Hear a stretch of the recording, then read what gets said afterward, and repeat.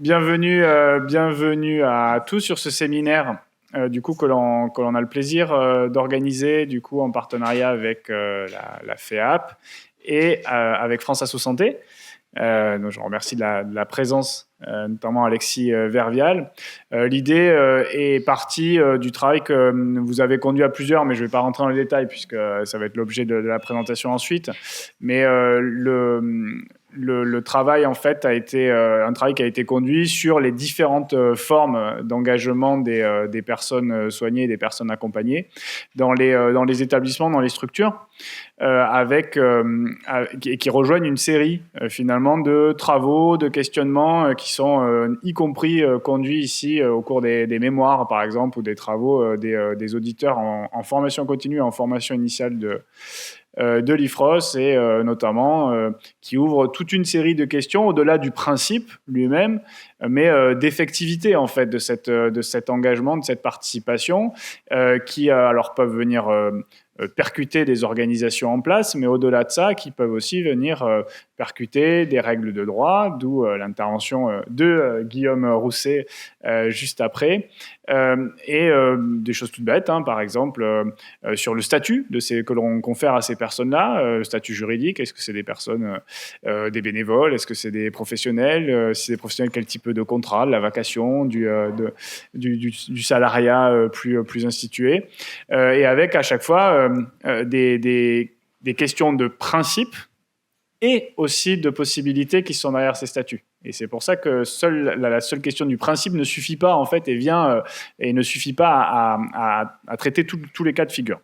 Donc l'objectif de cet après-midi, c'est justement à travers à la fois une lecture un peu plus macro juridique et des différentes formes d'expérience qui ont pu être relevées, notamment par France Asso Santé, de faire un point sur cette question-là.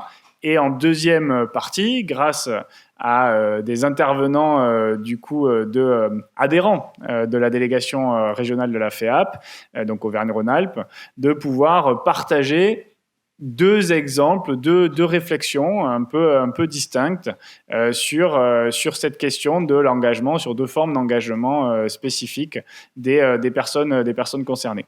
Donc, merci à tous d'être présents et merci à vous de partager votre expérience. Je vous propose de ne pas faire plus long, je te laisse la parole, Guillaume. Je crois que tu... Alors, Guillaume Jobert d'abord, c'est le problème des doubles prénoms. Et juste après. Merci. Alors, vu l'heure, je vais faire court. Premièrement, je vais m'excuser parce que je ne vais pas pouvoir rester cet après-midi, mais on a la chance d'avoir une captation vidéo, donc je vais pouvoir regarder en différé les différentes interventions. Vu qu'il est 13h10, je vais aller assez rapidement pour rappeler en fait un fait d'actualité, alors qu'il y a déjà 2 mois, mais effectivement, il y a 2 mois, Daniel Defer est mort.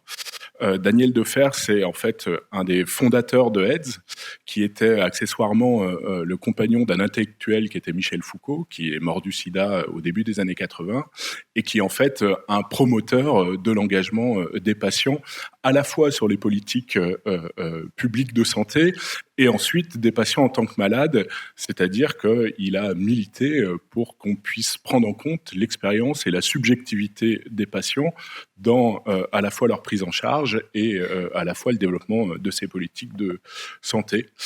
Donc, il me semble qu'avoir un petit regard historique sur effectivement le chemin qui a été parcouru ces 30 dernières années sur ces questions-là, hein, et qui ont en partie participé à transformer un patient qui était objet de soins à lui donner la possibilité de pouvoir être sujet de ces accompagnements, alors patient ou usager bien sûr.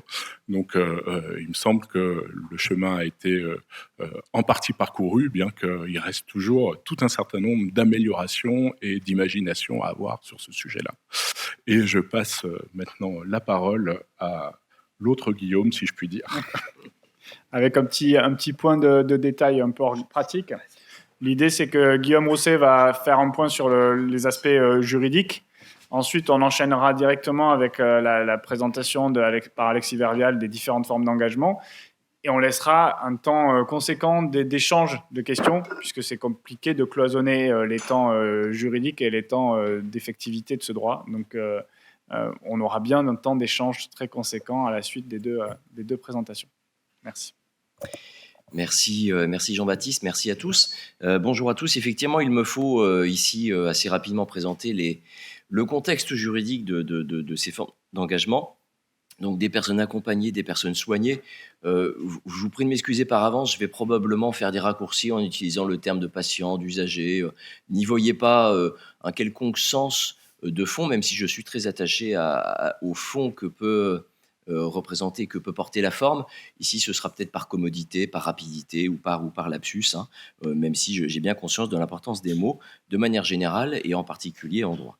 Alors, j'ai peu de diapositives. J'en ai 7 si j'enlève la fin ou le début. Il y en a une plus en guise d'introduction où je voudrais, sans marcher sur les plates-bandes de notre collègue, rappeler, mais sans plus de détails, les différentes formes d'engagement pour essayer un peu de les catégoriser. Parce qu'on peut voir, au-delà des différentes formes, des rubriques en quelque sorte, qui renvoie soit à une forme individuelle, soit à une forme collective. Quand je dis une forme individuelle, c'est une forme d'engagement du patient ou de l'usager, des personnes accompagnées ou soignées, qui permet soit de s'engager, de s'investir vis-à-vis de soi, hein, ce que l'on dit parfois un peu moins, mais pour moi, la première forme d'engagement du patient et de l'usager, c'est l'engagement vis-à-vis de soi. Et la plus belle manifestation pour moi est liée aux prérogatives dont on est titulaire, et par exemple la question du consentement. Comment voulez-vous, même s'il y a des exceptions au consentement dont on pourrait reparler, même si la question de l'effectivité du consentement, on pourrait la discuter, mais comment voulez-vous que je m'engage dans un processus de soins ou d'accompagnement si je ne consens pas à l'existence même de ces soins, de ces accompagnements, sous réserve, j'insiste, des exceptions et de l'effectivité. Bon, et ben, la question du droit des patients, la question du consentement, c'est peut-être la plus naturelle, la plus difficile, mais la plus naturelle forme d'engagement à titre individuel auprès de soi. C'est la question de l'éducation thérapeutique aussi, hein, qu'on peut voir pour autrui, mais qu'on peut voir pour soi, parce que c'est comment moi, malade chronique, j'essaye de m'investir dans un certain nombre d'apprentissages, d'éléments de bonne conduite, d'adaptation d'un mode de vie, d'un régime alimentaire, pour pouvoir améliorer ma santé, notamment physique. Cet engagement individuel peut être auprès de soi, il peut être auprès des autres. Je ne fais que citer sans développer. Évidemment, c'est ce que aussi le document de France Asso Santé précise, hein, avec des choses d'une grande diversité. C'est ça qui me paraît très intéressant, les visites auprès de la personne, une forme de soutien moral, psychologique, social. C'est la question évidemment du proche aidant, quelles que soient les terminologies utilisées, hein, on pourrait aussi discuter là-dessus. Évidemment, le patient partenaire, le patient expert, de manière globale, mais ça c'est un sujet dans le sujet presque. Les formes collectives, ça me paraît très important parce que c'est souvent par ça que l'on parle initialement l'engagement. On dit, la place du patient dans le système de santé, la place de l'usager dans le système médico-social ou social, c'est d'abord et avant tout ce système représentatif où finalement vous avez des représentants dans les instances, qu'elles soient hospitalières ou de santé publique ou qu'elles soient médico-sociales, même si c'est un peu différent. Médico-social, je vais penser ici au Conseil de la vie sociale. Ces formes collectives, elles sont fondamentales. J'ai fait exprès de les mettre en dernier, parce qu'on en parle souvent en premier, enfin ça dépend des cercles, hein, mais on en parle souvent en premier, donc d'où l'importance d'en parler en dernier pour montrer qu'il n'y a pas qu'elle. Voilà. Cette diapo était la seule sur laquelle on pouvait se marcher sur les pieds. Je pense que par son contenu, je ne vous ai pas marché sur les pieds. Je vois encore un sourire sur votre visage, donc a priori, c'est que ça va. Sur la base de ces formes d'engagement, je voudrais vous expliquer plus concrètement, et c'est l'objet de cette intervention, le contexte de normatif au sens du contexte juridique. Et clairement, je ne vais pas aller je ne tournerai pas autour du pot ici. Il y a un contexte normatif qui me paraît évidemment tout à fait favorable, sans idéalisation, sans angélisation, parce qu'il peut y avoir la question de l'effectivité, ce sera ma dernière diapositive. Mais ici, on a un contexte normatif très favorable du fait de la notion de démocratie sanitaire comme fondement, puis après je parlerai de la traduction que peut constituer les droits des patients, les droits des usagers. Alors la démocratie sanitaire, c'est une notion dont il s'agit de présenter les quelques éléments fondamentaux pour la saisir, parce qu'on n'est pas forcément familier de cette notion, même si le mot est assez clair. Elle trouve sa source, en tout cas sa consécration dans la loi du 4 mars 2002, Est-ce que c'est une notion? Est-ce que c'est un concept juridique? Je ne le pense pas. Je pense que c'est plus un slogan. Et quand je dis slogan, ce n'est pas péjoratif, ce n'est pas minimisant. Ça a tout l'avantage du slogan. Parce que clairement, si j'essaye de discuter ça juridiquement, est-ce qu'on parle vraiment de démocratie quand on parle d'engagement du patient, de l'usager ou sous les formes individuelles ou sur les formes collectives? Politiquement, j'en suis sûr. Juridiquement, j'en suis beaucoup moins sûr. Mais en tout cas, ce que j'aime bien dans cette expression, c'est qu'elle est assez claire sur le message, sur la place, sur le rôle d'acteur, sur la dimension justement engagée et dynamique que doit avoir dans une certaine mesure le patient ou l'usager. Même si voilà, la formule peut-être n'est pas toujours très heureuse. Alors on pourrait dire démocratie sanitaire, tiens, on a encore oublié le médico-social et le social. Formellement oui, parce qu'on est dans la loi du 4 mars 2002, mais dans la loi du 2 janvier 2002 sur les SSMS, on a l'équivalent. C'est pas le même mot, c'est pas le même formalisme, mais c'est la même idée. C'est ça qui compte. Peu importe les mots, me semble-t-il ici, mais on a des mots divergents, mais on a une philosophie convergente entre les deux lois du 2 janvier et du 4 mars 2002, ce qui fait que la démocratie sanitaire, quel que soit son nom, on la retrouve dans les SESMS. La participation des usagers ou des représentants des usagers dans les conseils de la vie sociale, par exemple, en sont un exemple, me semble-t-il. D'ailleurs plus intéressant parce qu'il est direct cette fois-ci, il n'est pas indirect comme système de représentation des usagers de manière globale. Alors les caractéristiques, pour l'avoir à l'esprit, ça reprendra en partie ce qu'a commencé à dire le précédent Guillaume. 3 caractéristiques. La première caractéristique, c'est la nécessaire réaffirmation de la qualité de personne humaine de la personne soignée ou de la personne accompagnée. Vous allez me dire, mais attendez, on a besoin d'une loi du 2 janvier ou du 4 mars pour savoir que le patient et l'usager sont des personnes? Bien évidemment que non, on n'a pas besoin de ça. Oui, mais bien sûr, c'est une évidence pour tout le monde. Mais vous savez comment est l'humanité, vous savez comment sont les hommes, vous savez comment sont les contraintes organisationnelles, vous savez comment il est difficile parfois de tout faire dans un contexte particulièrement contraint. Parfois, il y a des formes de réification, c'est-à-dire de transformation de la personne en chose, de réduction. C'est le cas classique avec un patient, de la réduction du patient à l'organe, de la réduction du patient à la maladie, de la réduction du patient à la chambre. Comment va la prostate du 15? Non, je ne suis pas la prostate du 15, je suis une personne qui a un problème de prostate, qui est accessoirement dans la chambre numéro 15. Ne voyez pas un aveu quand je cite la prostate en particulier, hein, enfin à ma connaissance en tout cas, mais je ne suis pas la prostate du 15, je suis monsieur Guillaume Rousset qui est atteint d'une maladie et qui souffre de cette maladie. C'est évident, mais voilà, c'est toujours... Les évidences parfois sont bonnes à rappeler parce qu'elles varient. Hein. L'évidence de l'un n'est pas forcément l'évidence de l'autre. Puis parfois son évidence à soi, eh bien... la lassitude de l'exercice professionnel fait parfois qu'on l'oublie un petit peu. Les contraintes organisationnelles font qu'on l'oublie peut-être un petit peu. Et je rebondis sur ce que disait le précédent Guillaume avec cette idée de passer de l'objet passif au sujet actif. C'est mon corps quand même. C'est de mon intégrité corporelle qu'il est question, c'est de ma santé mentale dont il était question, c'est de ma dignité dont il est question, c'est de ma vie dont il est question. Donc il peut être quand même assez naturel que je sois impliqué, que je sois engagé d'une manière ou d'une autre dans tout ça.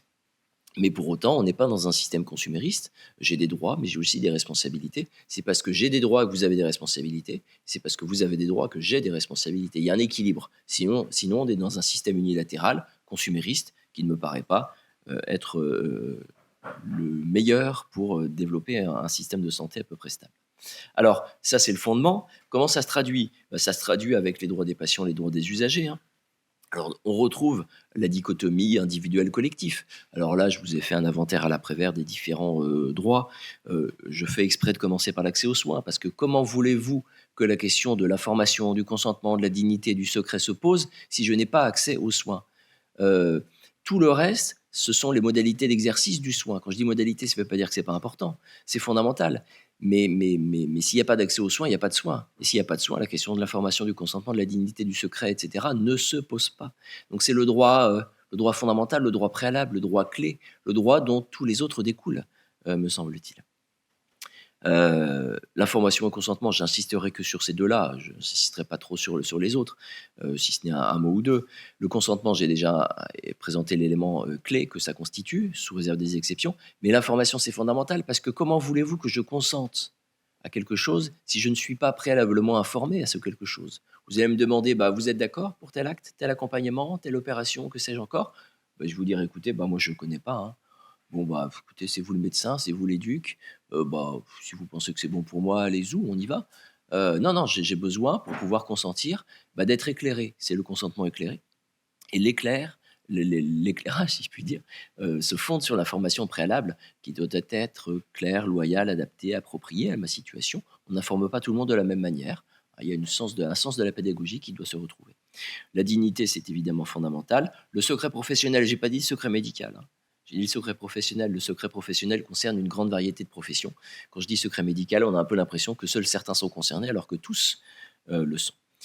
Sur les droits collectifs, c'est le système de participation aux instances hospitalières, aux instances de santé publique, aux instances médico-sociales et sociales, sur lesquelles je vais faire un focus, puisque ne pouvant pas parler de tout dans ce temps réduit, j'ai décidé de faire un focus sur une forme d'engagement qui est la forme d'engagement collectif à travers ce système de représentation des usagers.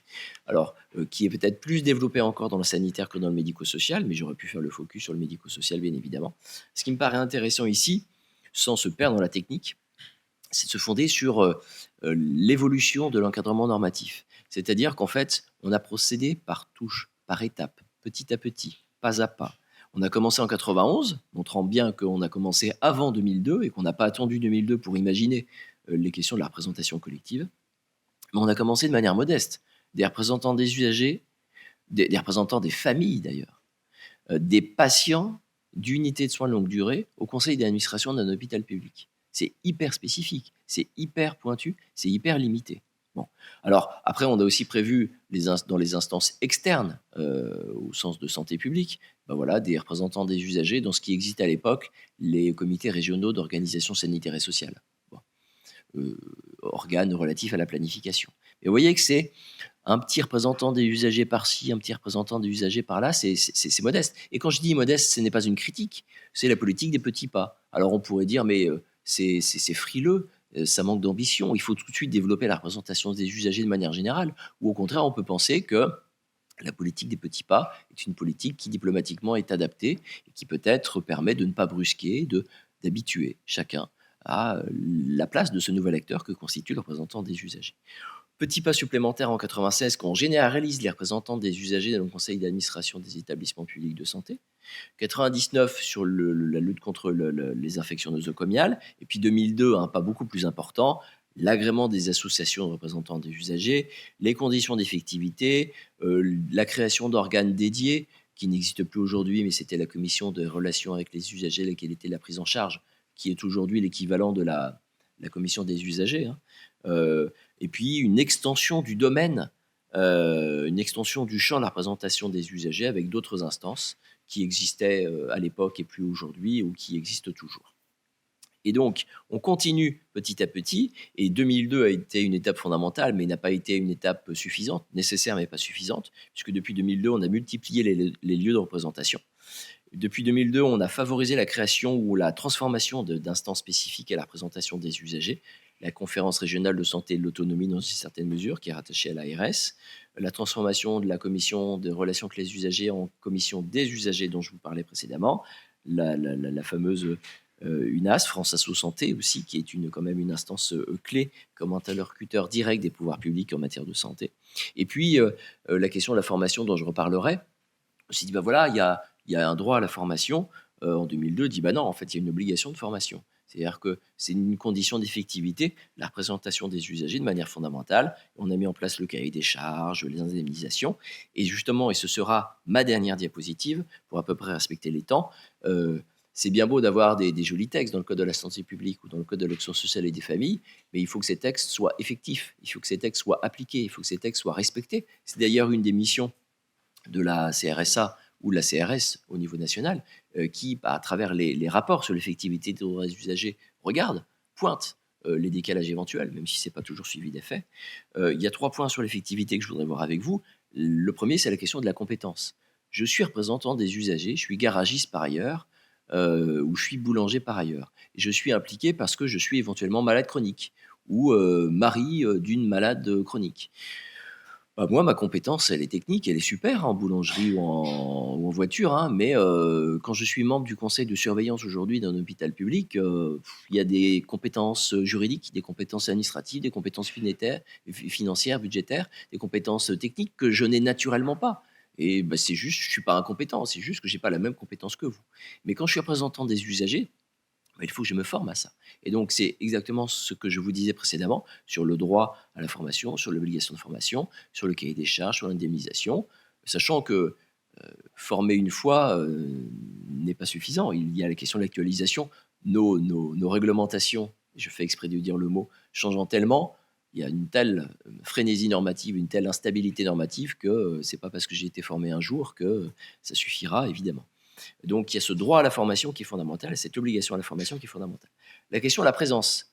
Si je suis là, alors que j'ai pas le temps, que c'est compliqué, que je ne comprends pas tout, comment voulez-vous ne pas favoriser mon absentéisme? Dans un monde idéal, oui, je serais présent tout le temps. Mais ne pouvant pas tout faire, je dois prioriser.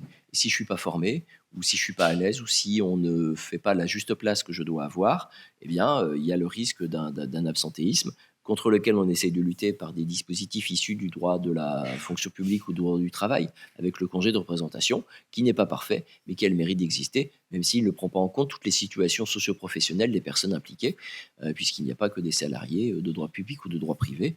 Si je suis artisan, commerçant ou indépendant, ou si je suis retraité, vous allez me dire j'ai du temps, oui, mais bon, le problème c'est que parfois c'est les mêmes représentants des usagers, on prend les mêmes pour tout. Et il peut y avoir une lassitude, une usure, ou un cercle un peu fermé parfois aussi. La question de l'étendue de la représentation, c'est peut-être la question la plus importante pour moi, parce que parfois on a un peu l'impression quand même qu'on met des représentants des usagers là où ça mange pas beaucoup de pain, si vous permettez cette expression peu académique. C'est-à-dire qu'à l'époque, on les a mis dans le conseil d'administration des hôpitaux publics, qui avait un pouvoir, et puis le CA est devenu le conseil de surveillance. Il a de moins en moins eu de pouvoir, mais c'était probablement le lieu de représentation où on avait le plus de représentants des usagers. Bon, à quoi il servait numériquement certains pouvaient se poser la question. À quoi servait l'instance au vu de la politique stratégique de l'établissement le pouvoir était décroissant. Il était intéressant de voir qu'en tout cas jusqu'à 2021, à l'inverse, dans le directoire des établissements publics de santé, il n'y avait aucun représentant des usagers. Bon, en clair, si j'étais un peu hâtif dans mon raisonnement, j'aurais dit qu'on les mettait là où on risquait pas de beaucoup les entendre et que ça risquait pas de changer beaucoup de choses, et on les mettait surtout pas dans les lieux les plus stratégiques et les plus décisionnels. Bon, ça a commencé à évoluer par une réforme en 2021 sur les directoires, mais on part de loin et on a un peu l'impression parfois qu'on met les représentants des usagers là où on ne va pas forcément avoir une plus-value fondamentale et que les vrais lieux de représentation ne sont pas forcément les lieux où ces représentants des usagers sont. Ce qui fait que parfois on se demande si cette participation est effective ou si c'est une participation alibi, le pull sur la chaise, la présence symbolique, mais pas la participation pratique et opérationnelle, montrant qu'en réalité, s'il est fondamental de voir ce que le contexte juridique prévoit, mais il est plus fondamental encore de voir comment on s'en saisit et comment on fait vivre ce contexte, parce que s'il n'existe que dans le Code de l'action sociale et des familles ou dans le Code de la santé publique, c'est de la déco, c'est du marketing, c'est de la démagogie. S'il existe de manière pratique, là par contre c'est quelque chose de beaucoup plus important, et c'est pour ça que ce sont les interventions suivantes qui vont être encore plus importantes pour voir quelle est l'effectivité de tout ça. Je vous remercie.